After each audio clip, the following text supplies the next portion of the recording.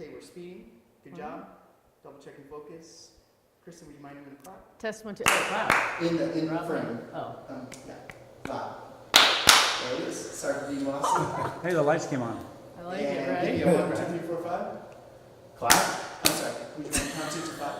Oh, you want me at 1, 2, 3, 4, 5? Perfect. So Sorry. we asked the tough While you're questions clapping? here. Yes, Yeah. this is to warm up the brain, right? You need to Exactly. tie your shoelaces at the same time. Oh. All right, we're rolling. We're good. Okay.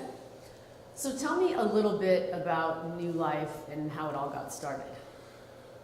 Back in 2012, I got sober, and about a year after getting sober and really starting to understand what recovery was all about, I met what ended up being my business partner at the time, and he had a sober living home, which is really where just a bunch of people live and work on their recovery together. And he wanted to make it a treatment center, and my background was business development and marketing, so I didn't know anything about the treatment business. So I spent about 6 months really trying to understand what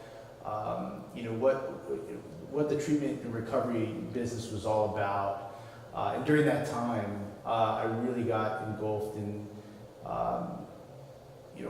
understanding what a problem addiction and alcoholism was in America. And now, addiction obviously is a problem, but there's also a bit of an issue with finding the right facility in the right place. How is New Life different than some of the other recovery centers out there?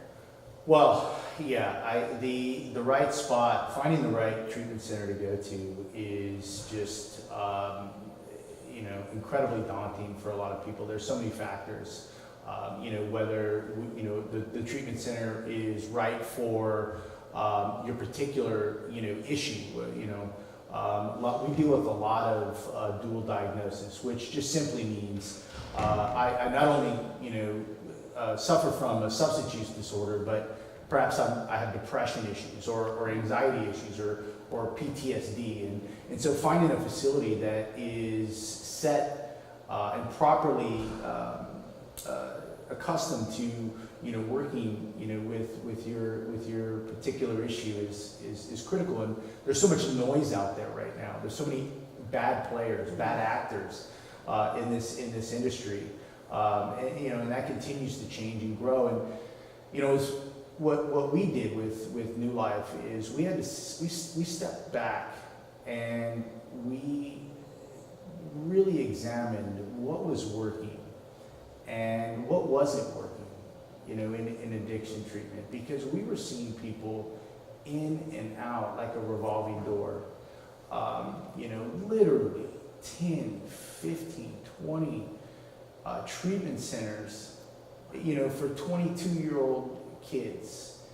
So what was working, what wasn't working was what we, were trying to understand. And so what we do at New Life is we really changed how, while most treatment centers look to get you sober, being sober is a byproduct of what New Life does.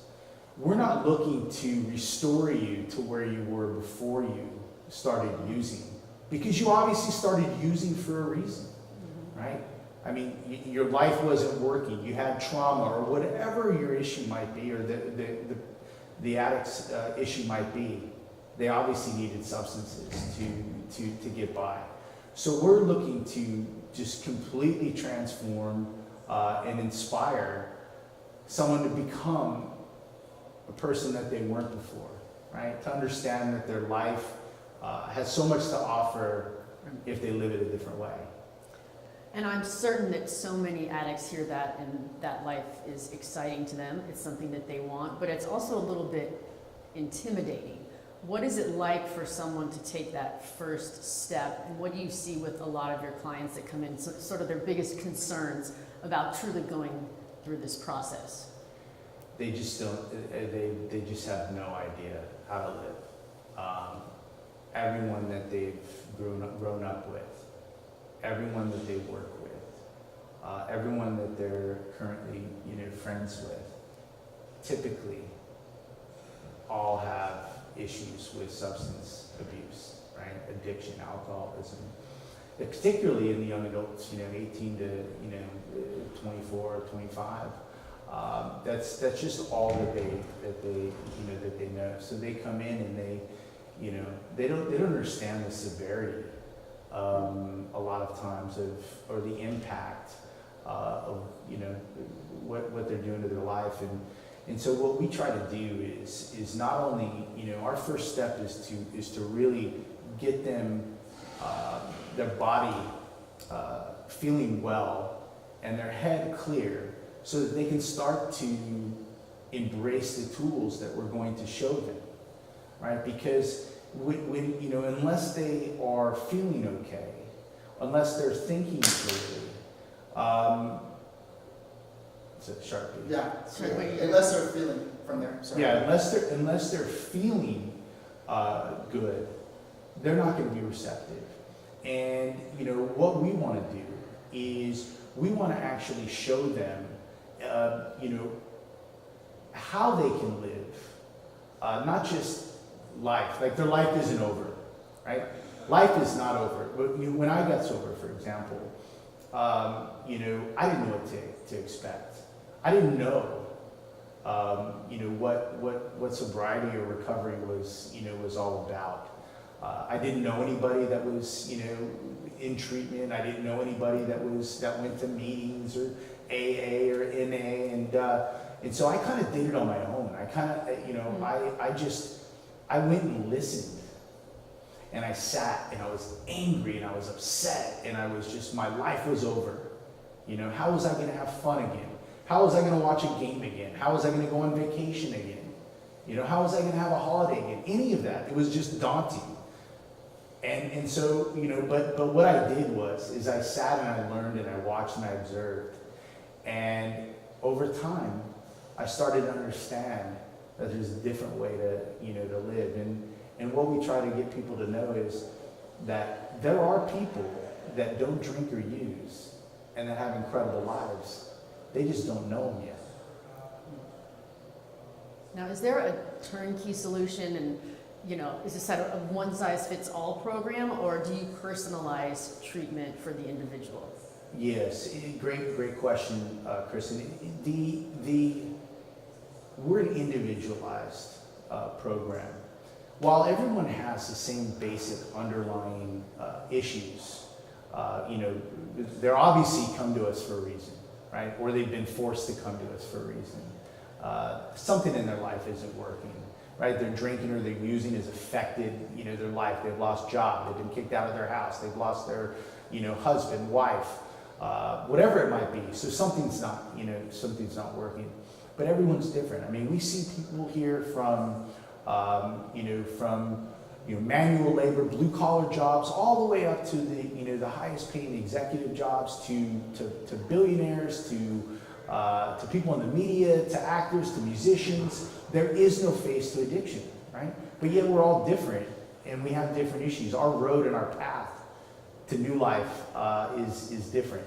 So obviously we have to treat it differently, right? We have to go about it differently. We have to frame our programs so that each individual client is receptive to what we're talking about. And that's the key, right? The fundamental program, it's kind of like, in college or in high school, we have our core classes, right? We have core classes that we go to. And then there's the electives, the ones that you're interested in, in taking. And that's kind of what treatment is about, right? You have your core understanding, your process groups, your relationships groups, your relapse prevention groups. But then we mix in things like, hey, nutrition, music, yoga, exercise, all of the things that are important to us to live right, each and every day. I mean, I like to say, hey, we can help anyone live a better life by learning what we teach, not just the person suffering from substance use disorder. Okay. Now, you touched on your story a little bit. Tell me how you made the decision to ultimately end up going down this path, and also how it affected your family, your wife, your kids, your loved ones. Right. My case was just as everyone would sit here and go, "Hey, I was, unique." My case wasn't unique, but the challenging aspect of my case was that I had some success in life, right? My parents are still married, right? My brother and sister are both married with families. I had been divorced, but I had a family life. I wasn't, I had a job, I had a company. So I had things, right? So it took me a while to understand, what wasn't working. There was something not working. There was something in my life where I would gain and I would lose, and I would gain and I would lose, and I could never accumulate long-term happiness or, success, whether it's business, personal, whatever it might be. And it took my wife, Samra, coming home from a trip in which I had spent the weekend watching my daughters, my daughters at the time, who were, 4 and 8, I believe. And, she came home, and my truck had a broken window, and, I was drunk, and I was watching my kids for the weekend, right? I didn't remember how my, window was broken in my truck. And it was the last straw for her. And so what she said is, this is it. We're done. You need to leave. So I left the house that night, and I got a hotel up the street, and the next day I woke up and I went to Starbucks, and I sat there and I contemplated my life and the fork that I was in, and was I going to fight and for my family, right? Because I'd already lost one wife and daughter, and I was on my next wife and daughter, and I sat there and I said, well, I have two choices. I can go down this path and be this person, right? Or try to be this person. And I didn't know if it was going to work. I had no guarantees that the shoes would take me back. Or I can, say, I don't want to be married anyway, and forget them and go off and live what I think is an enjoyable, life, right? And so I decided at that time, is I left and I went home. And I begged and I begged and I pleaded. I said, it's going to be different this time. It's going to be different this time. And I've said that before, right? I mean, I could get sober. I stayed sober. I could do those things for 2-3 months. I could do that, right? And I said, it's going to be different. She said, well, I'm not taking your word for it. You're going to have to, you have to go to treatment. You need to go to meetings. So I said, okay, all right, I'll do that. I mean, it wasn't as easy as that, but I ended up saying, yeah, okay, so we'll I'll go to meetings. And so I remember driving around for a week, and I had been to AA 20 years before or something. So I kind of knew what it was all about a little bit. And so I drove around for a week, meeting to meeting, pretending I'd go, and I'd go home an hour and a half later. How was the meeting? Oh, it was great. It was great, And I lied, so I go home, and it wasn't that I intended not to go, but I'd go and I'd look at the people outside, and my first reaction was, I'm not them. I mean, I'm not them. I don't fit in with that person. Look at that person. Wow, there's no way I'm that person. And so but really it was, I didn't fit in with myself, and so I couldn't go in. And so I finally, a week later, ended up walking into a meeting, and I thought I was going to sneak in. They won't even know I'm new, right? I was sneaking out in the back, and I did, and little I know, there's 2 people there I know from the gym, right? So at first I'm like, oh my God, they're going to see me here, and then my second thought is, well, they're here too, right? And that was the start. And then I got introduced to go to another meeting, and I went. And like I said, I just sat and I listened, and I didn't disagree. I didn't agree. And I never looked back. That was March, my first day was, surprised, March 17th, 2012. And this has been the best thing I could ever done. What sort of resources are available to family members and loved ones who have an addict in the family? Yeah, I mean, most people will turn online, turn to a friend or someone for a referral. But in a lot of cases, people are so ashamed to begin with. So they're hesitant to. And I back up. Most people, when they're looking to get into, you would go online, I guess, and say, hey, I'm looking for a great restaurant in this area, or I'm looking for a dry cleaner in this area, or I'm looking for a contractor, and you post that on your social media and say, anyone with recommendations, please, shoot these over. But you don't really go on and go, hey, my husband, is a complete drunk, and I'm ready to kick him out. Does anybody know what I can do? Right? You don't do that, right? So people are stuck with, where do I go? Where do I turn? So then they go online and they start to, they start to search, and and they may, stumble upon, a directory of treatment centers, and they might get lucky. But the problem is that not all treatment centers are created equally. There are some good ones, and there are some really bad ones. And there are some, in between.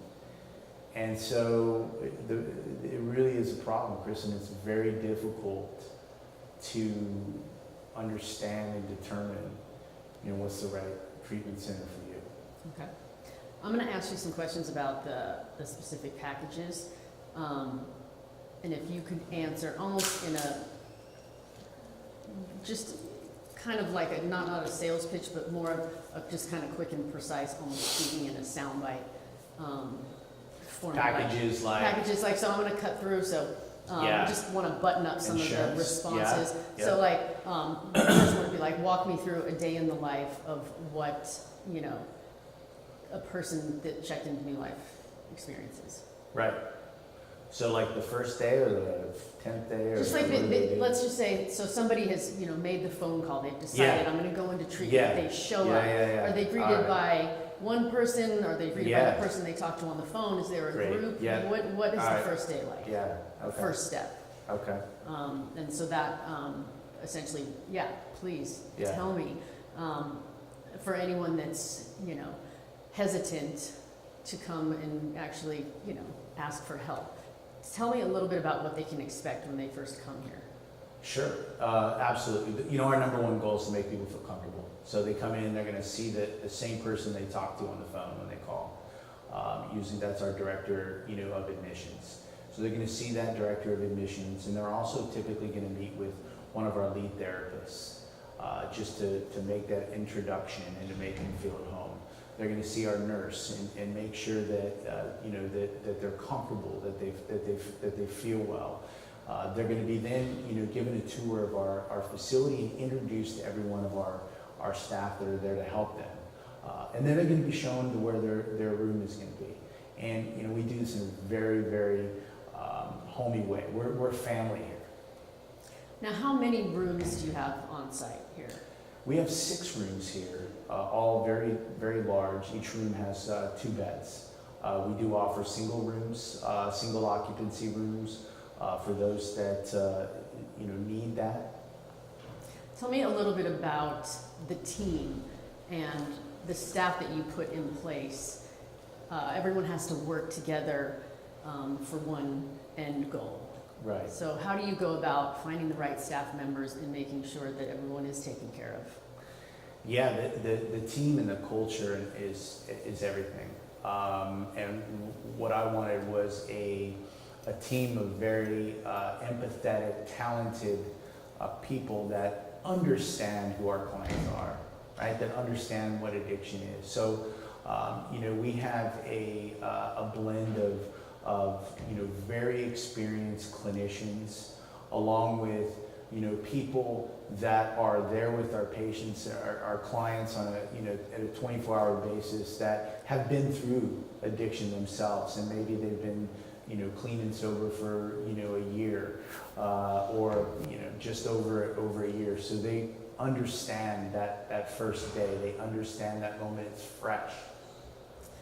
Now, what are some of the common misconceptions of rehab? Like, people have this feeling like, we're going to go there, everyone's in tats, or there's going to be, some seedy characters there. What is rehab culture like here in your life?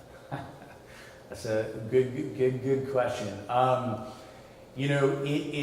Quite frankly, it's family. And community.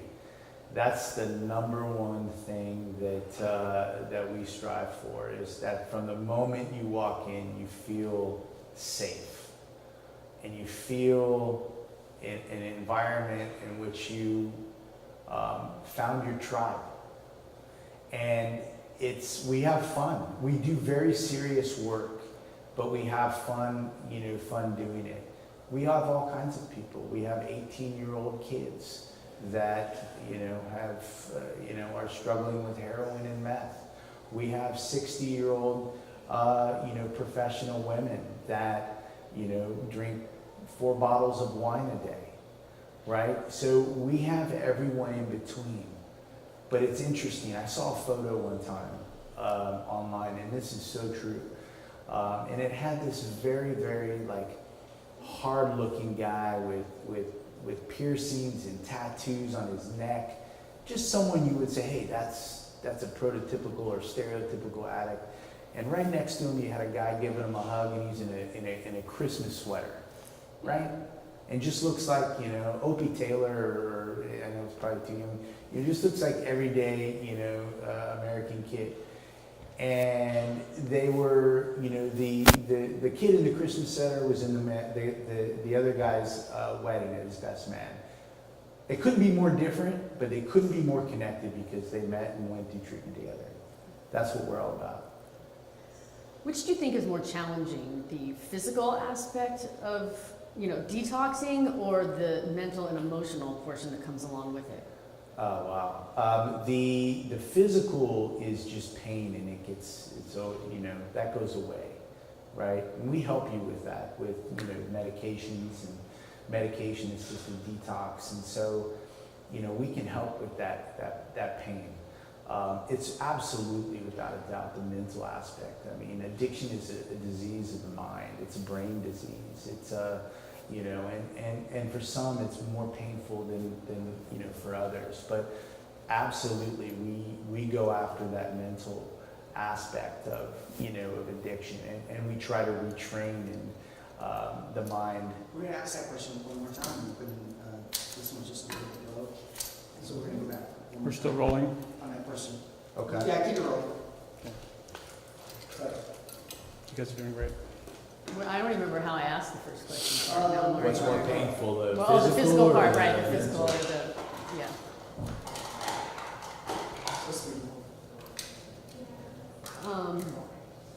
Still singing. And Did you get the question, or do you want me to Still say it rolling, again? right? Yeah, sorry, do you want to? Yeah, Oh, we're singing? Okay. Yeah, it'll just be cleaner. Thank you. Speaking. So is the, Can we put something to wedge it so it doesn't bounce? Maybe. well, I it's think we're gonna be okay. open probably. I think we're okay. Thanks. Door rattle. Oh, did Do you want to cut and roll? Or you're good? What do you think? We're good. Yeah, we're good. Okay, keep speaking. Go ahead. Sorry. So what do you think is more challenging for a newcomer? The physical aspect when it comes to detox, or the mental and emotional stuff that comes along with getting sober? Yeah, it's a good I'm question. going to ask it again because she's closing. How is- Sorry. We're almost there. Yeah, no, it's good. So what would you say is more challenging when it comes to getting sober? The physical withdrawal, or the mental and emotional, kind of challenges ahead? Without a doubt, the mental aspect of it. The physical is painful, but generally that's a 3 to 5 to 7 day, and it's gone, right? It's gone. We've cut ourselves, and it hurts at first, and it goes away, right? But if we've been emotionally wounded, that's with us, for a lot longer, right, than a physical wound. And so the mental pain and the mental issues that accompany addiction are generally the most difficult to get through. What sort of tools does New Life provide their clients once treatment is over and they're out on their own? Fucking hammers. No. Knives? Sorry. Yeah. Gun. Rope? Yeah. We rope, hang themselves. Yeah. No. Six-pack? Yeah. Just going all day long. Well, we do have a vineyard. No. I know that. Yeah, I want to sorry. get to All right, that. we'll get Yes. there, yeah. So the tools that we provide, really what we do in the phase 1 and 2 of our treatment program is to give someone that tool chest, right? So when they're in a situation, let's say they're confronted with something that used to trigger them, right? To drink or to use, whether it's a family member, an ex-boyfriend, an ex-girlfriend. When that happens, they have a tool to rely upon. They have a person to call, right? They've thought through what's going to happen next, so it's not an impulsive decision. Now, this is a massive facility. You've got a lot of property, and I couldn't help but notice there's also a vineyard here as well. Yeah, Seems yeah. a little ironic, Yeah, but I like it. Yeah, that's perceptive. The vineyard is, I get that question asked a lot, and everyone would remiss if I didn't say that was our customer retention program. So that's our first test. We give them New Life wine, and if they don't drink it by the time they leave the property, we know we've done our job. No, in all seriousness. Yes, we do have a vineyard. The vineyard was here when I purchased the property, and the reason we chose this property is because of its 14 acres of park-like grounds. It's an extremely serene atmosphere. It's very private. It's very quiet. We have really good vibes with it. The vineyard is simply grapes that are an aesthetic part of our property, and the clients love it. Yeah, that's great. We're going to cut, and we're just going to tap down for some shine. Or cut it throughout a bunch of stuff. I'm So just messing. package, you like that? Yeah. Okay, we are set. All right. Have you clap in Yeah. frame? Thank you. And roll. So John, tell me, what is the New Life mission? New Life's mission is to make treatment more accessible by reducing time and eliminating geography. And I know we're sitting here in this incredible facility, right? Which is where we start the journey of recovery. But journey of recovery is lifelong. It's lifelong. And so what we do through the use of technology is make sure that our clinicians are available to our clients for the rest of their life, via an app, right? And we do a lot of teletherapy and outpatient treatment. We have clients that come here from, Ohio, New York, everywhere, in the United States and beyond. And they come here to get well, but then they have to go back home. And that's exactly where a lot of issues happen. I leave treatment and I go back home, back into my environment where I was before. So what New Life is uniquely equipped to do, and what our focus is on being with that addict and alcoholic where they have to be and when they have to be there. So if they need help, they can immediately reach out to our clinical team, and we're always there, right? And they can see their clinicians right online via the computer. So we put a lot of effort and thought into being able to treat our family, our clients, wherever they are. So there's the brick and mortar aspect of rehab. There are meetings off-site. sober living facilities, but now you've also created this app where people can be connected around the world 24/7, correct? That's right, Kristen.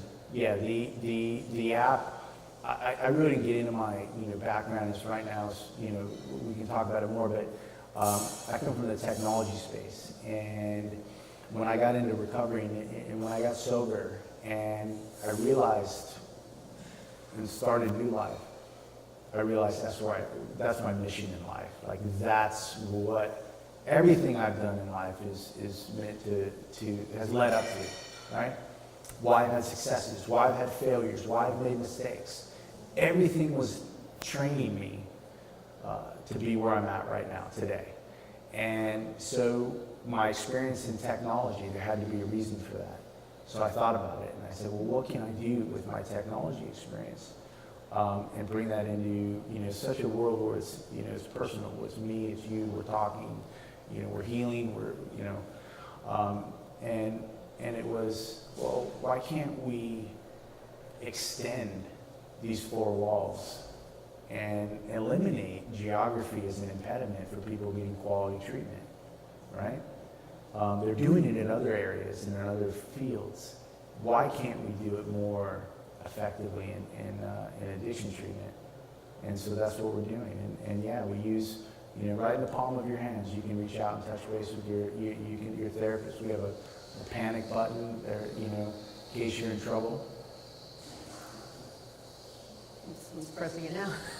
Yeah. Well, I got distracted because, I don't know. Just in there, banging away. We got music on. I was gonna say, it must be so rewarding for you to watch someone come in, be at their bottom, and then go through this process and really start to thrive. Is there a success story that stands out? There's somebody that maybe you didn't think was gonna make it, that is now kind of living that life they never thought possible? God, there are, there's so many of the success stories, and unfortunately, we hear too often of the ones that that aren't successful. And I remember one client that that came to us, and I think a girl in the mid-20s, and her family, they didn't have any money, they didn't have any insurance, and so we helped her, get into this facility because she was, a referral. And I remember her coming in, and I literally, she came in here in her first 2 weeks. She was such a problem, right? She was so entitled. And this is a girl that came from nothing, right? I think she was homeless. And then we put her down in here, and then all of a sudden she becomes, well, my eggs aren't cooked proper enough, or my bed, I could use an extra pillow. And it was amazing. So I sat down with her and I said, I'm really not sure why you are, you feel this level of entitlement, but let me explain what I feel recovery is all about. And without getting into the details, she became such a different person after that conversation.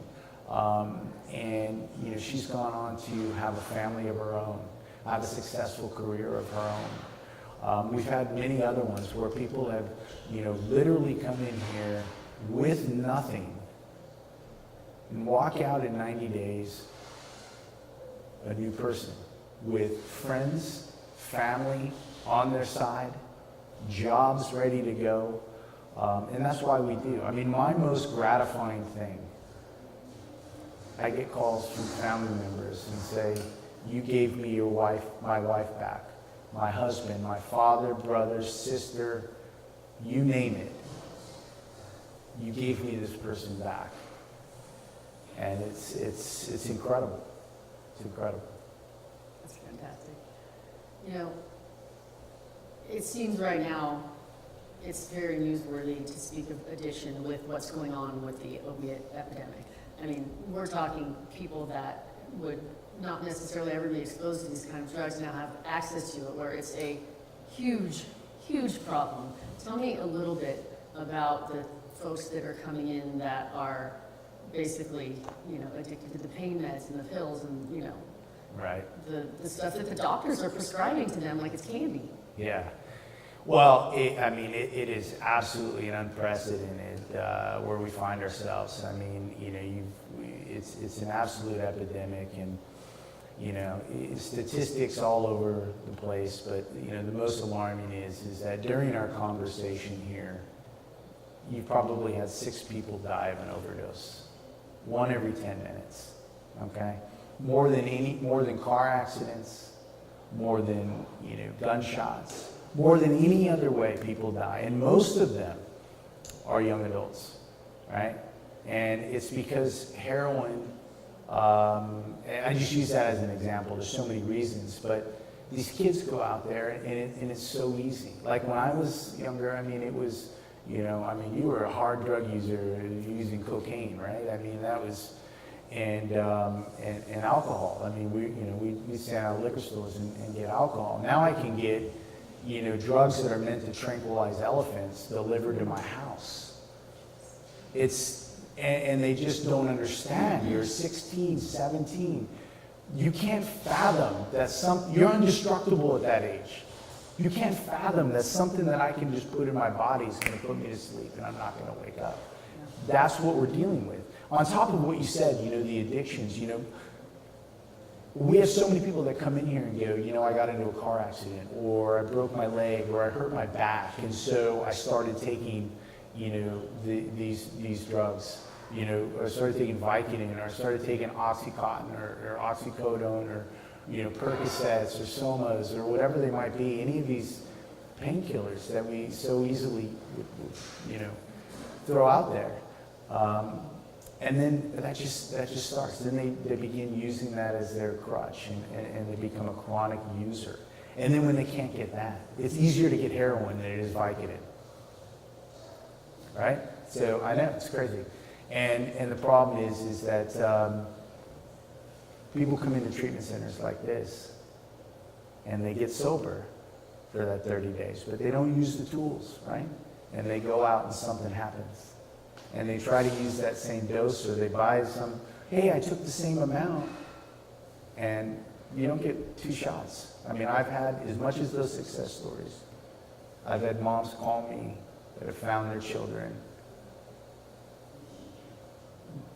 dead in their room, dead in their bathroom. This is not a joke. You mentioned before getting sober that you struggled with having fun and enjoyment, and even when you were successful, you didn't quite feel it. Things are different now, aren't they?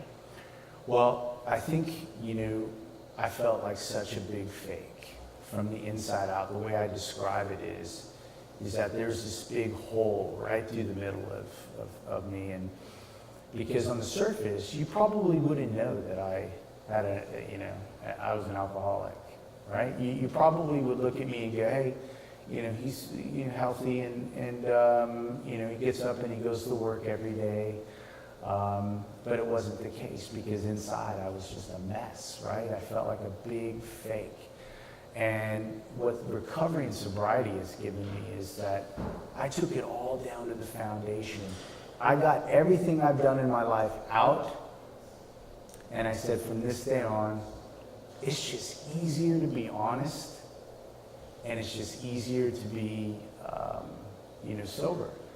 And one of the main reasons is, I don't have the extreme highs, but I don't have the extreme lows. I'm just going up, up, up, up, up, up, up, right? And my favorite example is I totally just lost my fucking train of thought. I had a fucking good one on that too.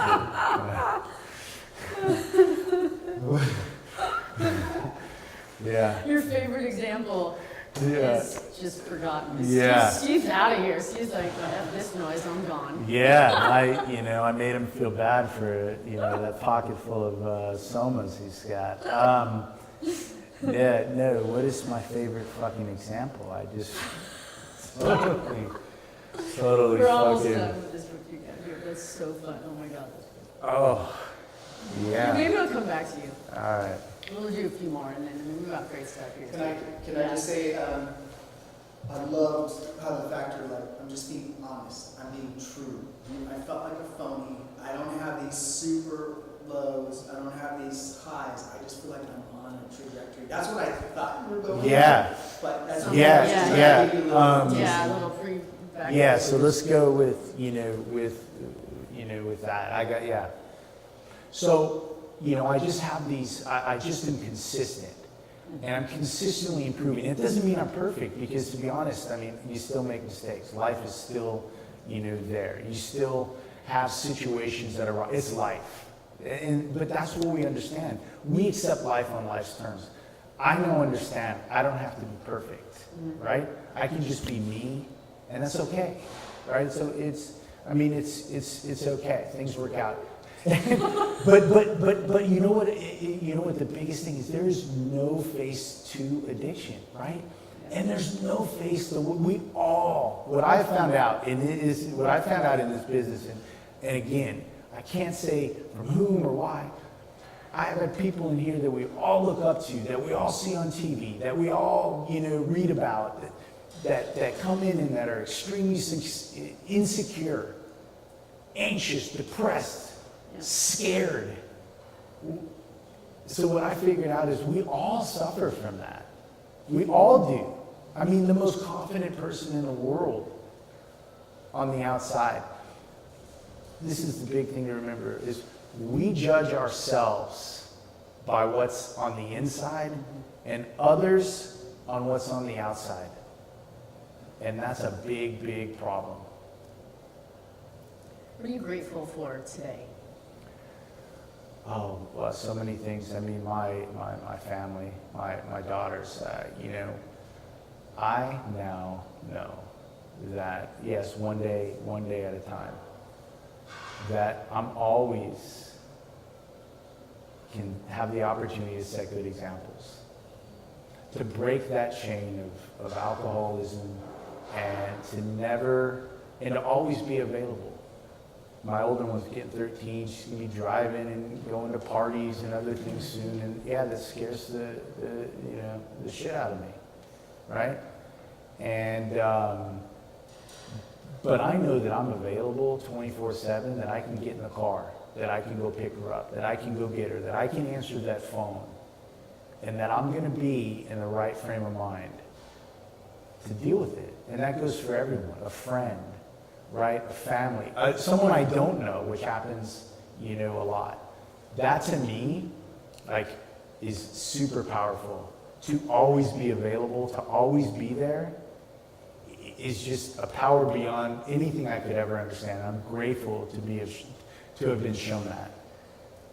If in just a few sentences you could speak to somebody who's out there struggling with addiction, but is really on the fence, what would you tell them that could make them change their mind and realize that this is something for them? It's if you are even thinking about that you have a problem, you make the decision. You decide who you want to become. You make the decision very powerfully. You don't look back, and you just take that step forward. And you do it with conviction, 100% conviction. Because I'm telling you right now, there is nothing better than living a life in which you're a positive influence on everyone else around you. And that comes not just from being sober. That comes from learning, the principles of how to live, and by being grateful and being trusted and giving back and being of service. And nothing in life can, replace that.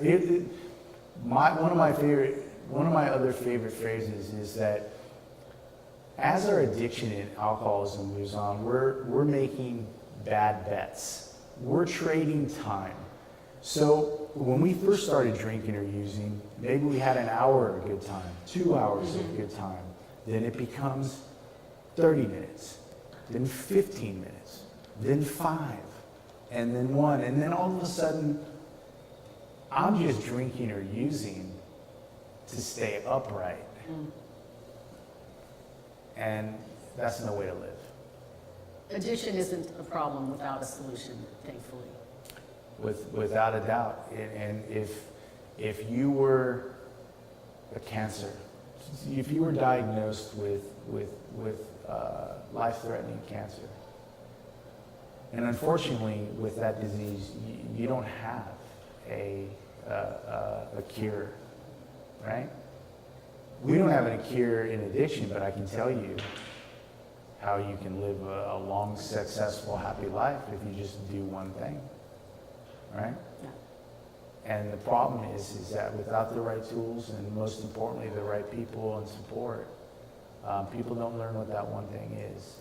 So we absolutely have a solution. And the solution is in every one of us. It just has to be brought out. I could sit here and talk to you all day, but I would love to just kind of wrap up and ask you something about, like the day-to-day. How do you guys have, fun here, release tension? I know you've got ping pong, you've got pool. What are some of the things that you do on a day-to-day basis to keep things light and to keep people happy and engaged? Oh, wow. I mean, I'm glad you asked that. I mean, we have some kick-ass pin the tail and the donkey games. I mean, it's insane, right? Yeah, and then of course ping pong, the international rehab sport of champions, right? We got pool table, we have chili cook-off. No, I'm just kidding. God, we try to just do, so many things, music, love music, right? Everyone loves music. Learning to cook, swimming, hiking. Part of this is having fun, and I've been so serious in these conversations about it because I do take it very seriously. But I am about as sarcastic as they come. So I like to keep the mood very light, add new life, so that people understand that look, it's fun, man. My life isn't over, and I have fun with it. I mean, people will walk in here and go, and they're just coming in just looking like crap, right? And I'll tell them, wow, it's really working out for you, right? Got one shoe, ripped shirt, and I mean, look at yourself. It's really working out. So you keep it light. I mean, and that's what we do, and we get to see some crazy, funny, entertaining, stuff at, in rehab. So it's as much fun as it is serious. It's a little bit of a shame because this really is a great party house.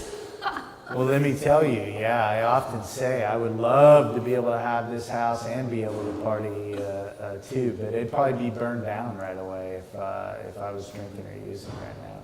Yeah. Everybody's safe. That's how we want to keep it. Yeah. Awesome. For right now, everybody's safe. Yeah. We're good. Well, thank you. All right. You're welcome. Awesome. That was Thank good. you. I know it was quite long, but we're good. But you were the most important. Obviously, we'll button stuff up and it'll be great. But yeah.